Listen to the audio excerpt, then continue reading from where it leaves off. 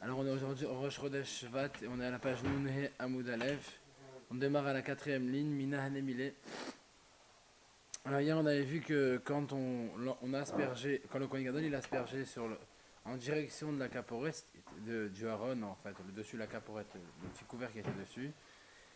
Même si dans la Torah c'est écrit qu'il doit viser dessus, en réalité il ne doit pas viser réellement dessus, il va viser que en avant. Il vise en direction de la caporette sans devoir toucher la caporette avec le sang. D'où on sait ça. Amar Abachabar Yaakov, Amar Abizira, Markra. Le Pasuk a dit Veisa auto à la caporette, velifne à caporette. Il devra l'asperger, donc le sang, à la caporette, sur la caporette, au-dessus. Donc ça, c'est la référence à l'aspersion qui est en haut. Velifne à caporette et devant la caporette. Celle qui est devant, c'est celle qui est plus basse. Donc c'est les aspersions qu'on doit faire en bas. Et la Gemara nous dit, donc celle qui est devant, c'est normal qu'elle n'est pas dessus, parce que sinon on aurait dit dessus, elle est devant. Mais toute la question c'est pour celle là où il y a écrit à la caporette, sur la caporette. Et la Gemara te dit, lo yomar le mata beseir, de l'autre sarir, de gamma mata départ. Et ce passage qui parle du bouc qu'on a mis à Kippour. Et la Gemara nous dit, lo yomar le mata beseir. La Torah n'aurait pas dû dire l'aspersion que le Kohen Gadol doit faire pour le bélier, pour le bouc. Des latsarir, parce qu'on n'a pas besoin. Pourquoi on n'a pas besoin? Des gamins mata départ, parce que de toute façon, on va voir juste après dans la même page, qu'on va devoir apprendre le nombre d'aspersions qu'on doit faire en bas du taureau. Parce que là, ici, c'est écrit on doit en faire devant la caporette, mais combien, c'est pas écrit combien. Donc, c'est pas alors que pour l'aspersion qui est au-dessus, il y a écrit Veisa Auto, il la fera, donc il y en a une seule. À la caporette, sur la caporette, mais pour en bas, celle qu'il faut faire en bas, c'est pas écrit. Donc de toute façon, on va devoir apprendre du taureau. Alors à quoi ça sert de m'écrire que tu dois faire devant la caporette? Ne m'écris pas. Et moi, je vais apprendre du taureau qu'il faut faire cette aspersion en bas.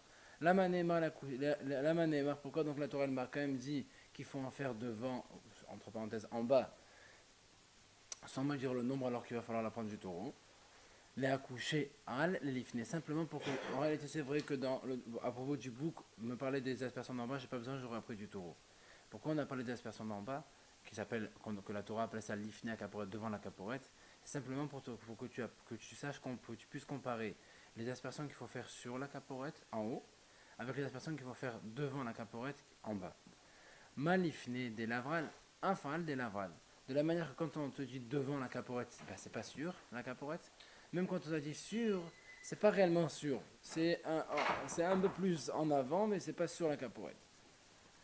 Alors il m'a dit Adraba, au contraire, je vais faire une autre explication qui pourrait, on arriverait avec un résultat complètement contraire. L'oyomar lema la bépar. La Torah n'aurait pas dû citer l'aspersion qu'on doit faire en haut chez le taureau. Pourquoi? Pour le taureau. Parce que pour le taureau, la Torah ne me dit pas combien je dois faire l'aspersion en haut. Il faut qu'on apprenne du bouc. C'est du bouc là où c'est écrit Veisa auto à la caporette. Il va l'asperger, il y en a une seule en haut. Donc là, il m'a dit, puisque je vais finalement apprendre du bouc, alors quoi ça sert que tu me dis qu'il faut faire une aspersion? Ne me dis rien, pour en haut, et je l'apprends du bouc. Des gamins, mais malade d'essayer, parce que de toute façon, on va l'apprendre des aspersions en haut, de l'aspersion en haut du bouc. La manémar, pourquoi la Torah m'a parlé de l'aspersion en haut du taureau? Les accouchés, c'est pour comparer l'ifné léal, les aspersions qu'on fait devant avec celles qu'on fait au-dessus. Ma'al, al mamash, de la même manière que quand on fait sur la caporette, ben, apparemment ça devrait être vraiment sur la caporette. Af l'ifné al mamash. Même quand la Torah t'a dit l'ifné devant la caporette, en réalité c'est pas devant, c'est en bas, mais c'est vraiment sur la caporette. Il a fait la même rachat mais à l'envers. Le premier il a voulu déduire que aussi bien les aspersions d'en haut que d'en bas, il faut les faire en avant de la caporette et pas sur la caporette. Et le deuxième, il dit non, mais pourquoi tu dirais pas le contraire? Au contraire, les deux, il faut les faire sur la caporette.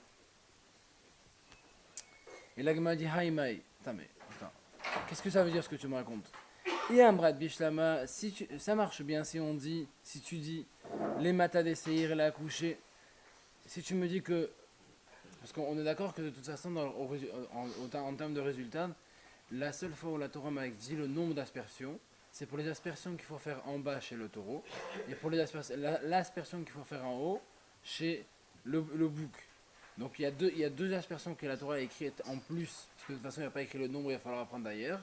C'est l'aspersion en haut du taureau et les aspersions en bas du bouc. Alors, ces deux-là, aspersions, ces éléments que la Torah nous enseigne, c'est en plus. Allez, lui, il te dit comme ça. Et un bras de Bishlamassi, ça marche bien si tu dis les matas d'essayer et la coucher que les aspersions du bouc en bas que la Torah a cité en plus, ça servait à comparer avec les aspersions d'en haut et te dire que de la manière qu'en bas, c'est pas réellement sur la caporette mais c'est en avant. Alors même en haut, c'est pas réellement sur la caporette mais c'est en avant. Donc, là au moins j'ai résolu, il y a un élément qui sert plus à rien. Alors maintenant il me reste un deuxième. Les malades départ mi brûlés. Le L'aspersion en haut du taureau qui était en plus également dans la Torah, elle me sert également. L'ir d'Etana de Rabbi Eliezer Ben Yaakov, pour ce qu'il a enseigné l'auteur de l'échelle Rabbi Eliezer Ben Yaakov, l'Etana de Rabbi Eliezer Ben Yaakov, et tout ce qu'il a enseigné donc sur Rav, Alpena Kaporet Kredma. Pourquoi la Torah me dit sur la face de la caporette à l'est, simplement Zebanaaf, pour t'apprendre une règle, un principe général. Kolma, comme chez les Neymar Pene et no l'Académie. Pour t'apprendre qu'à chaque fois que la Torah elle te parle de péné, péné à caporette ou péné d'autre chose, la face de quelque chose, en fait on parle du côté est. Kedma c'est l'est. C'est l'est. Ici c'est l'est. Donc c'est pour ça que la Gemara nous dit, si je dis que je raisonne comme moi, je vais trouver une solution pour les deux éléments en plus. L'aspersion en haut du taureau et les aspersions en bas du bouc qui sont marqués en plus, ils ont chacun une explication. Et là, Yamrat les malades et parle à accoucher. Mais si tu me dis comme tu voudrais me proposer toi, qu'en réalité l'aspersion en haut du taureau qui est en plus, elle est venue pour m'apprendre pour me comparer avec celle d'en bas et me dire que de la manière qu'en haut c'est vraiment sur la caporette et donc en bas ça serait vraiment sur la caporette. Alors dans ce cas-là, les matas d'essayer les mayata, il te reste une racha. En plus également l'autre chez le bouc. Les aspersions qui sont écrites en bas pour le bouc, il n'y a pas écrit le nombre, donc il faudrait apprendre de toute façon du taureau, comme ça que la Torah me l'écrive sans me préciser. Qu'est-ce que ça m'apprend qu'est-ce que ça m'apporte? Rien. Donc comme dans ce cas-là, j'ai pas de solution pour ce pasouk, et j'avais retrouvé qu'un élément en plus, ça m'arrange pas. Donc voilà pourquoi on laisse tomber cette proposition, on garde la première. En réalité, on va dire que l'aspersion qui est écrite en bas pour le bouc, elle est en plus pour nous apprendre qu'il faut comparer.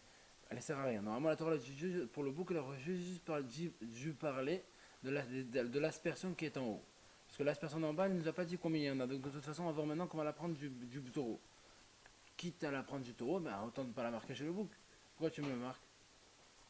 Je la marque simplement pour que tu apprennes d'elle pour savoir comment il faut faire en haut. De la même manière que pour en bas, c'est l'ifné, c'est pas vraiment sur la caporette, mais c'est devant. Et bien en au-dessus aussi, c'est pas sur la caporette, mais c'est devant la caporette. Un peu plus en avant seulement. Tanoraban, Rami m'enseigne. Veisa auto à la caporette, je l'ifné à caporette, il l'aspergera au singulier. Une aspersion entre parenthèses sur la caporette. Veilifné à caporette et devant la caporette. Donc la mad nous kamal et mala. Besseir. Donc de ce passage qu'on apprend qu'il y a combien d'aspersions pour le bouc en haut? Ahat, une. Parce qu'il est écrit il l'aspergera. Donc il l'aspergera, c'est au singulier, il y en a une seule. Les matas besseir et kama. Par contre, en bas, combien il faut faire d'aspersions pour le bouc? Il n'y a pas écrit. Il y a écrit Vélifina caporette et devant la caporette. Combien? Je ne sais pas.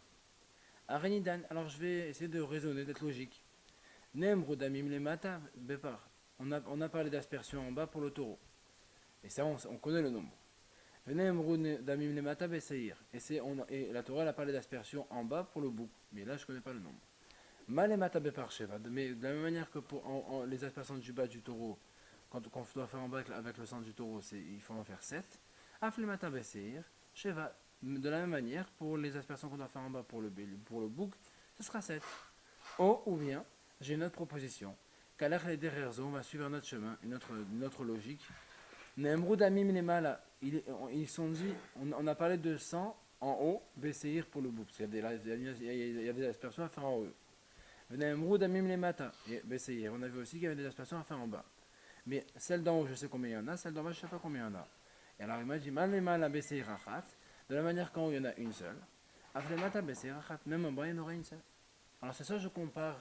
Je reste dans le bouc et je compare le bas avec le haut de la manière qu'en haut il y en a une seule, en bas il y en aura une seule. Ou bien je reste avec l'aspersion du bas. Et donc je veux dire que de la même manière que pour le taureau, l'aspersion du bas il y en a 7. Il y en aura aussi 7 pour les aspersions en bas du bouc. Ça c'est plus logique, justement, On va voir, il m'a dit de suite, Nir et les Midomé. On va voir à qui ça ressemble le plus. Alors il m'a dit Danin Mata Mimata, Ben Danin Mata Mimala. Il m'a dit c'est plus logique de comparer les aspersions du bas ensemble. Comme au taureau il y en a 7, au bouc il y en aura 7. Et pas comparer les aspersions du bas avec le haut parce que c'est autre chose. Même si on reste chez le bouc. Et là il m'a dit attends pas au contraire.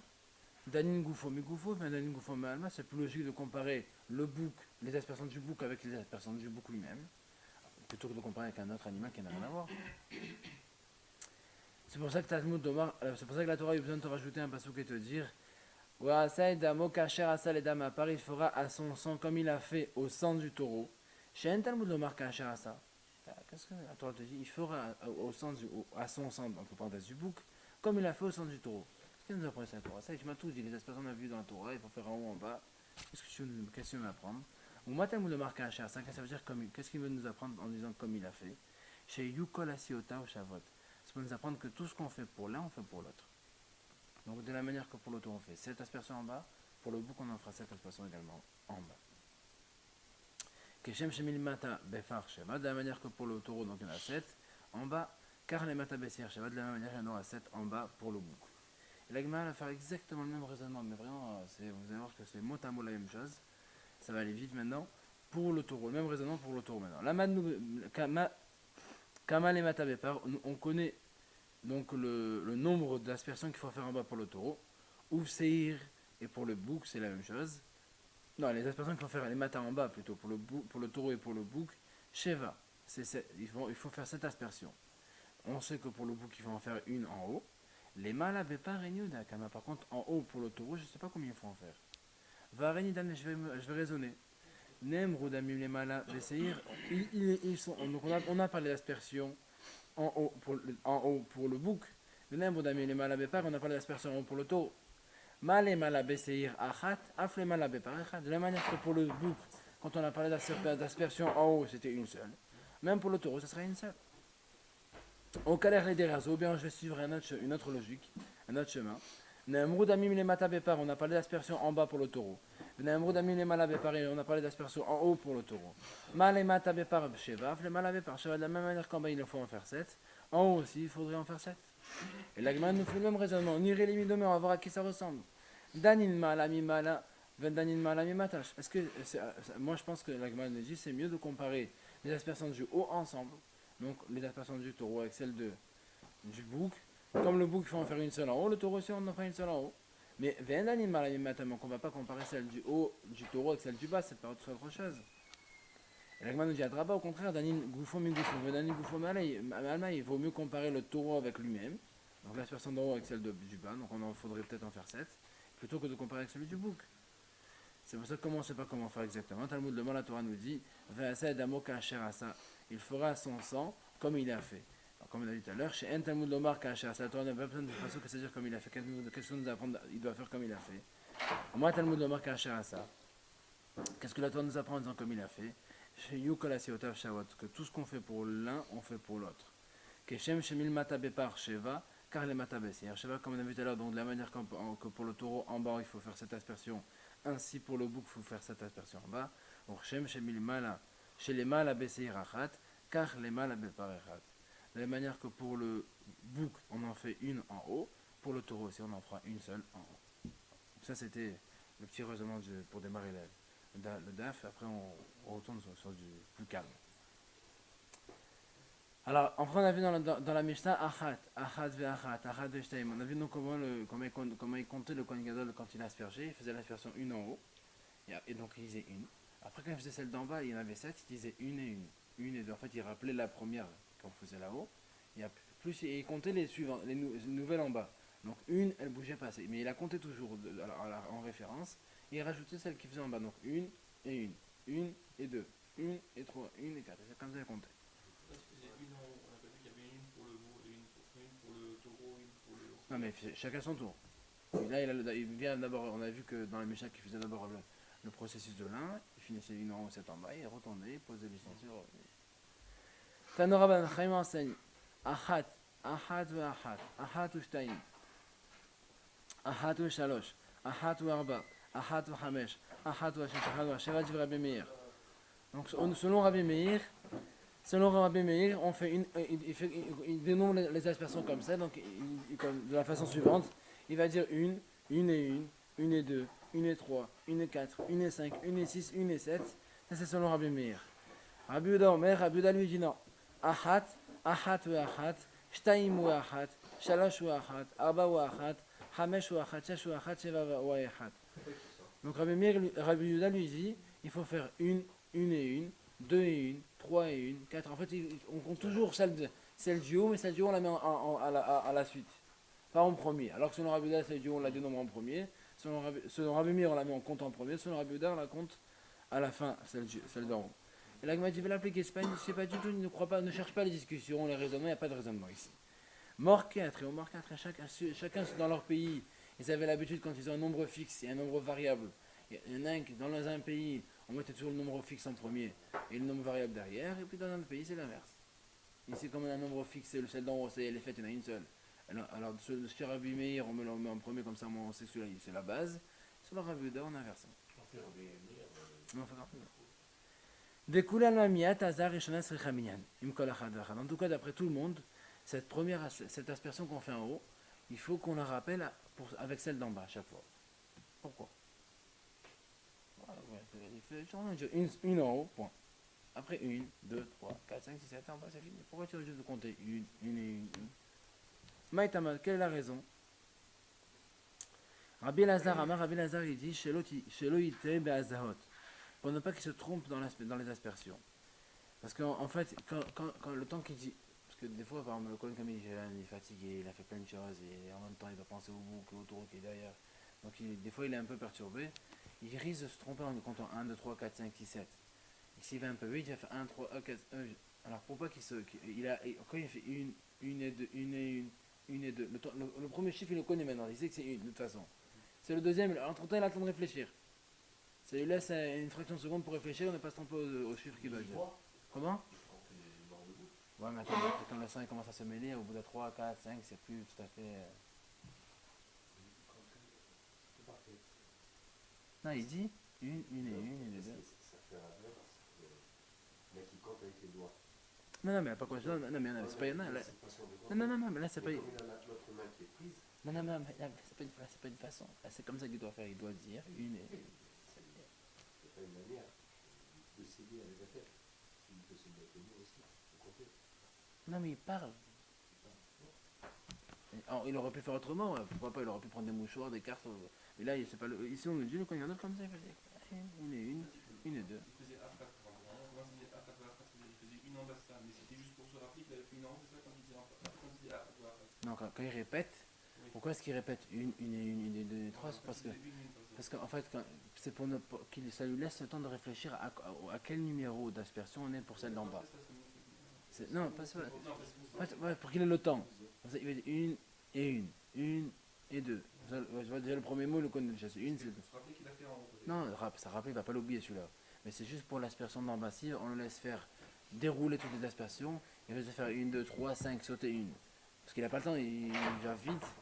Alors, au moins quand il dit une en premier, c'est que toujours le premier chiffre, c'est une qu'il doit dire. Le suivant, il attend de réfléchir le temps qu'il dirait le mot une. Rabbi Yochanan il dit Amar quand le pasuk il a dit Lifnei kapor et yazé. La Torah elle a dit il doit asperger sur la caporette et devant la caporette. Il aspergera. Alors, on nous répète le mot il aspergera. Pourquoi la Torah me répète il aspergera? Tu m'as déjà dit il aspergera sur et devant. Il aspergera. Encore je répète il aspergera. Moi Talmud le Mariazé, pourquoi la Torah répète il aspergera? Limed alazar rishona shesricha minyan imkon achad v'achad. C'est simplement pour me dire que en fait, quand il va faire la deuxième aspersion, il doit aussi compter la première avec. C'est pour ça qu'il ne répète deux fois, il aspergera. Quand il asperge la première fois, il n'y a rien. Mais la deuxième fois qu'il asperge, il faut qu'il asperge avec la première aussi. Il compte la première. Et il m'a dit, même Benaïou, qu'est-ce que ça change au niveau des raisonnements? Conséquences pratiques. Et l'Agma répond, avec Benaïou, il y a la différence qu'il y a entre des lamana et la tahar. Si un monsieur, un Kohen Gadol, il n'a pas compté. Voilà, monsieur Benzel a dit, il n'a pas envie de compter, il est fatigué, la main à la bouche, il ne veut pas compter. Il n'a pas compté. Mais il ne s'est pas trompé. Il a compté avec les yeux. Il n'a pas compté réellement en parlant, mais il ne s'est pas trompé. Alors Agma a dit, d'après le premier avis qui a dit, c'est simplement un moyen de ne pas se tromper, Bah, si c'est comme ça, il ne s'est pas trompé. Même s'il n'a pas compté, il ne s'est pas trompé, c'est pas grave. Mais après le deuxième qui a dit que c'est un problème de pasouk, la Torah a dit qu'il faut faire comme ça, il faut dire parce que c'est comme ça la Torah qui a demandé. Alors d'après cette Torah-là, même s'il ne s'est pas trompé, il faut qu'il recommence. Après on a vu Yassa, il fallait qu'il sorte.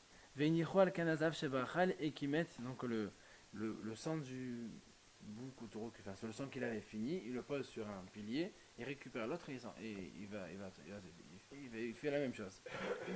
Et on a vu que selon Rabbi Yehuda, selon le premier Rav, il y avait deux socles. Dans un premier socle, il posait le sang du bouc, dans le deuxième, il posait le sang du bélier, et puis après, quand il avait besoin de l'un, il récupérait l'un ou l'autre. Selon Rabbi Yehuda, c'est pas possible. Il dit il y avait un seul socle. Quand il prend un sang, quand il veut poser un, il est obligé d'enlever un. Comme ça, il va travailler avec l'autre. Il enchaîne. Nana, on a enseigné là-bas. Rabbi Yehuda, il dit, on va parler d'un cas qui n'a rien à voir, mais on va revenir à nous dans quelques secondes. Loayu shoforot lekine chova. Rabbi Yehuda, il a dit, il n'y avait pas de caisse dans le Beth Amikdash pour ceux qui voulaient faire des korban oiseaux obligatoires. En fait, il y avait si quelqu'un par exemple il veut offrir des oiseaux mais cadeaux, quand on offre des oiseaux cadeaux, c'est tout ce qu'on appelle des sacrifices Ola, des holocaustes. Alors ça, il y avait des caisses. Celui qui veut offrir quelqu'un, il prend la caisse, oiseau Nedava, celui qui veut offrir, il met là-bas, et puis le coin, quand il n'y a rien à faire, il prend de la caisse, il achète des oiseaux et il fait avec. Par contre, pour quelqu'un qui va faire des oiseaux en sacrifice obligatoire, là c'est plus pareil. Parce que il n'y a plus que des holocaustes. Il y a un oiseau qui est Ola et un oiseau qui est Hatat. Un Ola et un Hatat à chaque fois. Donc si tu mélanges, on ne peut pas mélanger avec la caisse des oiseaux Nedava. Pour la Chova, l'obligation, il y a un Ola et un Hatat. Deux par deux. Comment? C'est des paires, oui, pas deux par deux. Deux par deux. Donc, et comme dans le Nedava il n'y a que des holotes, alors on ne va pas mélanger Ola, sur le Ola Hatat. Alors du coup, il ne faisait même pas. On avait peur des mélanges. Parce que s'il suffit qu'il y en a un qui met ses sous obligatoire avec les Nedava, et après il va savoir maintenant comment on va faire. Il y avait un Hatat dedans, et après il n'y a plus, comment on va faire? Il m'a dit, quel est le problème de mélange? On a peur que les gens se mélangent avec la caisse obligatoire et la caisse de cadeaux. Il dit, mais on n'a qu'à faire deux caisses et on écrit en grand. Oiseau Nedava et oiseau Chova. Oiseau obligatoire et oiseau cadeau. Comme ça, on ne se trompe pas. Avant de mettre, il regarde ce qu'il est écrit.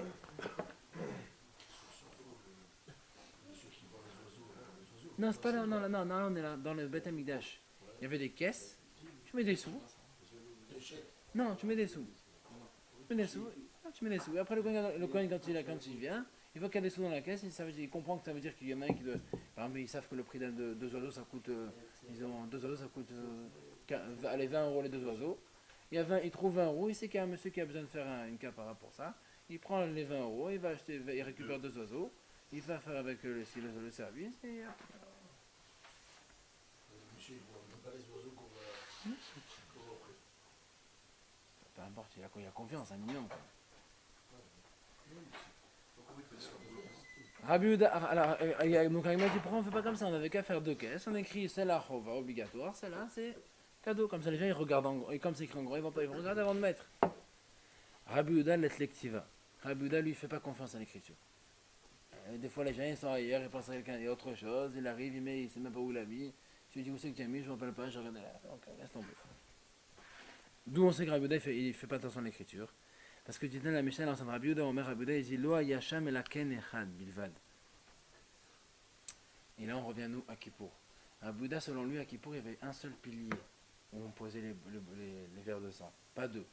Et bien, le premier Rav, il avait dit il y avait deux piliers. Sur l'un on posait le sang du bélier, sur l'autre du bouc, sur l'autre le sang du taureau. Rabbi Yehuda dit il y avait un seul pilier. Quand tu prends un, tu laisses un. Quand tu l'as, l'un l'autre. Très maïtamalo, pourquoi il n'y en aurait pas deux? Mishum de Mechalfe. Parce qu'il a dit j'ai peur que s'il y a deux piliers, ils vont se tromper après. Que tu regardes quand il revient. Il est où le sang du taureau? C'est celui-là ou celui-là? Si tu te trompes, il faut tout recommencer. Quand il y en a un seul, Comment? quand il y en a un seul, ils peuvent tromper. Ah non, parce que quand tu prends un, tu l'autre.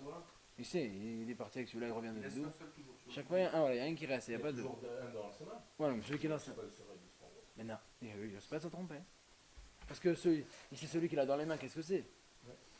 Il revient, par exemple, il a fait l'aspiration du taureau. Il sait que celui qui est dans les mains, c'est du taureau. Donc celui qui va prendre, c'est celui du bouc. Donc c'est pour ça qu'il n'y a plus de problème. Mais quand il pose les deux, et qu'il repart et il revient, il ne s'en rappelle plus. C'était à droite le bouc ou à gauche le bouc? Ma question, c'est s'il pose les deux sur un seul pilier. Comment? Pour ma question, c'est s'il pose. On ne peut pas poser ça, il n'y a pas de place. C'est mieux d'en mettre un. Non, il n'y a pas de place. Donc c'est mieux d'en mettre un. Un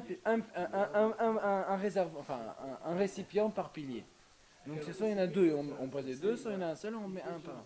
Il y a un moment où il a aucun des pots dans sa main. Il y a un moment. Tant qu'il n'a pas fini, non. Non, non, il n'y a pas. Il y a toujours un dans sa main. Non, ah non, mais d'après le premier avis, oui, il y a un moment où on n'est pas les deux. C'est pour ça qu'il n'est pas d'accord, lui. Alors il m'a dit, Venavi, Trevelir Tovalayou, comme l'a dit M. Benita, pourquoi est-ce qu'on n'en ferait pas deux? Deux piliers, on écrit en grand. On écrit en grand, on écrit celui-là, c'est taureau. On écrit grand, pilier taureau, pilier bouc, comme ça, moi, il est sûr qu'il ne se trompe pas. Et départ et dessert, comme ça, il sait, le gars, c'est du taureau, le c'est du bouc. Et là, les Rabbi Ouda, les Tlektiva. Seulement, selon Rabbi Ouda, il n'y a plus, il a pas des histoires d'écriture, tu vas écrire, des fois le connard, il est en plein jeûne, il est fatigué, il va savoir. Pas d'histoire. Comment? Métivé Lagma pose la question. Pourtant, on a vu par ailleurs, Shalosh Esrei Shofarot Ayou Bamidash, qui avait 13 caisses dans le Matamidash pour mettre de l'argent. Veya Katuvalen, et avait écrit dessus, donc chacune ses destinations.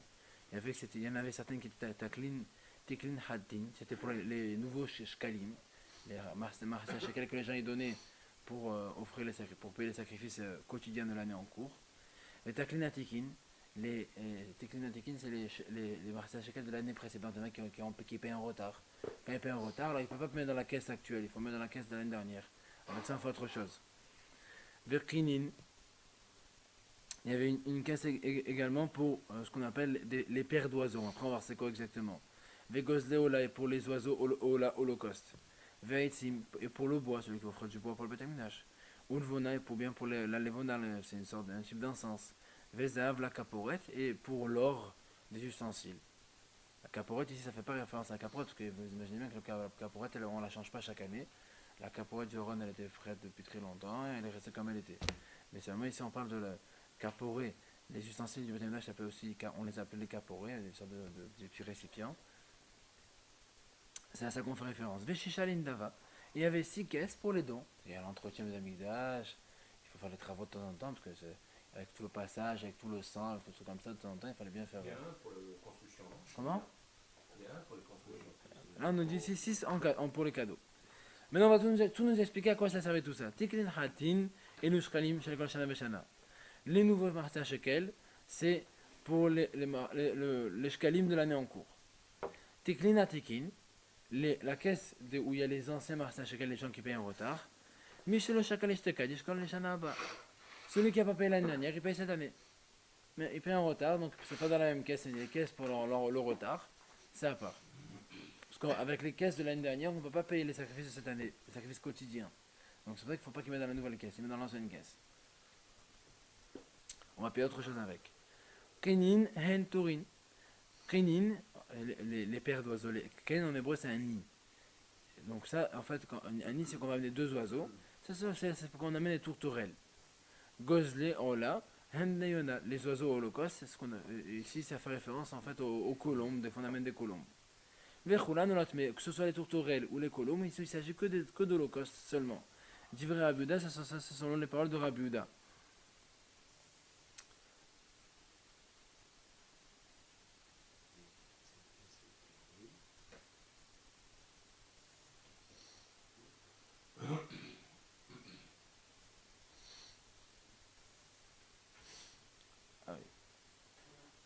En tout cas, ce qu'on voit bien ici, parce que cette Mishnah, elle parle sur le Rabbi Ouda.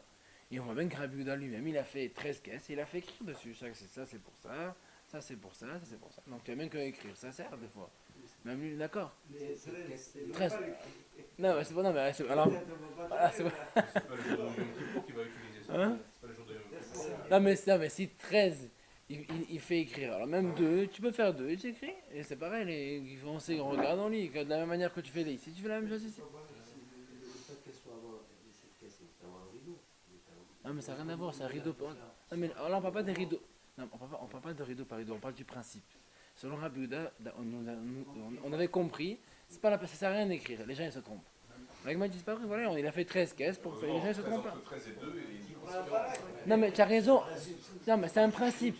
Soit tu écris, il y en a, soit tu fais confiance au regard de l'homme, qui va risquer de se tromper ou pas, soit tu fais confiance ou tu fais pas confiance. Si tu as confiance pour 13 caisses, alors forcément tu as confiance pour deux, il va pas se tromper sur deux. Tu écris sur les deux, en gros taureau et bouc, on va pas se tromper. Ou bien pour les autres qu'on avait vu, les autres caisses, c'est pareil. Tu écris, c'est fini. La Gemara, comme ça, elle est obligée de changer complètement de réponse de base. À la base, elle change complètement de réponse. Et la Gemara dit en fait qu'il y a Taravdimi Amar, un brébé marva gezera mishum hatat shemetube alea. En réalité, tu sais pourquoi on fait pas de caisse.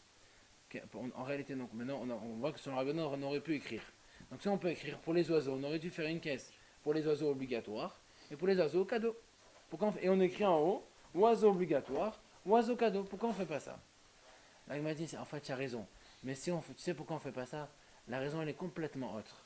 Parce que quand c'est un cadeau, il est obligatoire. Quand c'est un sacrifice obligatoire d'oiseaux, alors on a dit tout à l'heure, il y a un ola et un hatat. Imagine le propriétaire, on va dire un Réhouven, il vient, il met les sous donc pour les deux oiseaux, et le temps, il est mort. Nous, on ne sait pas. Le ola, c'est pas grave, mais le hatat, on ne peut plus le faire s'il est mort. Alors, à cause de ça, après, comment on va faire si jamais il est mort, on ne sait pas où c'est l'argent, comment on fait? Laisse tomber. Rova, on ne fait pas. Ola, holocauste, on peut. Comment il faisait pour Rova finalement? Ils viennent, même ils payent, ils prennent, ils amènent leurs oiseaux, ils se débrouillent de tout ça. Voilà, il n'y a pas de caisse pour faire. Pour le Goral, pour la. Non, il ne faut pas tout mélanger. On reste sur les choses, après on finit. Ça change quoi le fait que s'il est mort, ce monsieur a pris et qu'on ne peut plus les faire. Et le fait d'avoir écrit ou pas écrit, ça va changer. Non, écrit, maintenant Rabbi il a dit écrit, tiens, bon, finalement, la Gemara dit on s'est trompé, Rabbi c'est vrai que d'après lui, on peut écrire. Ça, on peut écrire. Alors écrit, fait deux caisses, obligatoire, une cadeau. Il m'a dit non, mais le cadeau, il n'y a pas de problème, on peut écrire. Mais l'obligatoire, le problème, c'est que si tu fais une case obligatoire, même si tu écris, même si les gens ne se trompent pas, ils vont tous mettre l'obligatoire dedans. Imagine, il y en a un qui est mort. Comment on fait? Ah non, comment on fait? Parce qu'après. Non, c'est pas un problème d'écriture maintenant. Ça y est, l'écriture, c'est plus un problème. Ça y est, base. Et on écrit. Mais même si tu écris, il y a un autre problème. C'est que si les gens ils mettent dedans l'argent, et qu'il y en a un qui est mort, on ne sait pas c'est lesquels c'est sous, comment on fait? Il faut le jeter son argent. Il ne doit pas mettre une boîte pour rien. Il faut pas. On n'a pas. Parce qu'on ne peut pas la boîte parce que le khatat après on ne sait pas comment on fait s'il est mort. Voilà. Il faut qu'il l'amène. Pour le roi, pas de caisse. Et la Gemara dit Omi Hashinan, la Gemara dit est-ce qu'on craint une chose pareille qu'il y en a un qui va mourir? Enseigne. Celui qui envoie un sacrifice d'un endroit très loin. Il envoie avec un chaliard, il reçoit Chronopost, le Kohen, il ouvre l'enveloppe, il voit là, voilà, j'habite en Chine, je vous envoie les sous pour faire un sacrifice de khatat pour moi. Il n'y a aucun problème, on prend le Kohen, il prend les sous, et il fait. On fait le sacrifice, on se dit certainement qu'il est encore vivant, pourtant peut-être qu'il est mort le monsieur. Et on fait quand même le sacrifice. Et bien la caisse fait pareil. Mais l'argent, on certainement que les gens sont vivants. Et là il m'a dit, et la mishum khatat shimetu ba'alei avatay. Là il m'a dit, non, c'est pas, en fait il a raison, je me suis mal exprimé, c'est pas qu'on a peur que quelqu'un meure. C'est que si vraiment il y en a un qui meurt, comment on fait? Tout à l'heure c'était au risque. Imagine que quelqu'un est mort et on ne sait pas. Non, il me dit pas on ne sait pas. Imagine que quelqu'un il est mort et on sait. Comment on fait? Qu'est-ce que tu fais? Voilà, il y avait 10 000 euros dans la caisse, chacun il met 20 euros. Lui il a mis 20 euros. Mais dans ces 20 euros, il y a 10 qui ne servent à rien parce que c'est khatat, il faut les jeter à la mer. Lesquels on les jette à la mer? C'est la même chose. Comment? Le billet. Ah non, mais il faut prendre son billet, le sien, et le jeter à la mer. Ah, comment tu fais? Caméra. On jette tout à la mer? Ah, c'est ça. Baltachait? Hein? Ah, il faut tout jeter, parce qu'il faut le débarrasser l'argent, qu'on ne retrouve plus jamais. Si on met la poubelle, tu vas la laisser. Hein? Non, mais comment ça? Non, on fait des pièces, car avant c'était des pièces. Comment? Non. C'est le moment où on offre. Allez, on termine, s'il vous plaît, parce qu'après on a la tefila. La Gemara dit, venez voir Arba Azouz, venez jeter Bemaya. La Gemara dit, mais quel est le problème? prends, parce que ça coûtait 4 zouz. Là, il m'a dit, prends 4 zouz au hasard et tu jettes à la mer. C'est pas la fin du monde, ça va, il est mort, il est mort. Il y avait un prix moyen. Anna, comment? Il y avait un prix moyen. En fait. Non, c'était attends, toujours écrit, écrit le prix. Quand on fait ce marché, il a écrit le prix. Tarif unique. Tarif unique. Et là, il m'a dit, viens, Arnichter, on n'a qu'à prendre 4 pièces, 4 zouz, on les jette à la mer, c'est le prix de 2 oiseaux. Et le reste, on peut les utiliser. Le monsieur, il a pris quel jour? Si elle a payé 4 zouz, obligatoirement. Quand c'est au Khouba, tu mets 4 zouz, sinon tu mets pas. 4 ourir. Et là, il m'a dit, Rabbi Uda, let les brera. Rabbi Uda, le problème qu'il. C'est vrai, on aurait pu faire. Là, il m'a dit, le problème de Rabbi Uda, c'est que lui, il n'a pas de brera. C'est-à-dire que lui, il ne peut pas faire. Brera, c'est que. Non, brera, c'est un tri. Brera, c'est un tri. C'est-à-dire que normalement, toi, tu peux dire. On va rentrer demain, on va rentrer dans ce cas. C'est pas que la page avait été petite au début. Le tri, ça veut dire que. Pas le tri de Shabbat, ça n'a rien à voir. C'est qu'un tri rétroactif. Il te dit, bah, écoute, maintenant, on ne sait pas c'est lesquels. Mais on prend 4. On dit que celui-là, c'est les sous du monsieur. Et puis là où ils sont les sous du monsieur, maintenant, on a interchangé. Celui-là, on jette à la mer. Alors, peut-être, il dit, non, chez moi, ça n'existe pas. Il a une chose carrée. Qu'est-ce qu'il veut faire? Hein? Alors, il dit, pas de caisse obligatoire, comme ça, pas de problème. Tout simplement. Pas de caisse obligatoire. Celui qui va amener, il amène. Il a payé sur place. Direct, il n'y a Soit pas, il amène, y a soit pas il de paye caisse. sur place. Soit il amène, soit il envoie même une enveloppe, ça arrive que pour lui. Oui, mais on a peur qu'il meure après. Comment? S'il meurt Non, mais s'il meurt, il n'y a qu'une enveloppe, c'est son argent, il est mort, on jette son argent. Tant qu'on ne sait pas qu'il est mort, on peut faire. on doit le garder jusqu'à... Non, tant qu'on on a dit tant qu'on ne sait pas qu'il est mort, on peut le faire, avec la chazaka qu'il est vivant. Oui. Le seul problème, c'est que si vraiment il est mort, qu'est-ce qu'on fait? Alors quand c'est une caisse entière avec plein d'argent, c'est un problème. Mais quand c'est une enveloppe avec tout son argent, c'est pas grave, il est mort, on prend son argent, on l'achète. S'il meurt juste avant qu'on fasse. Attends, juste,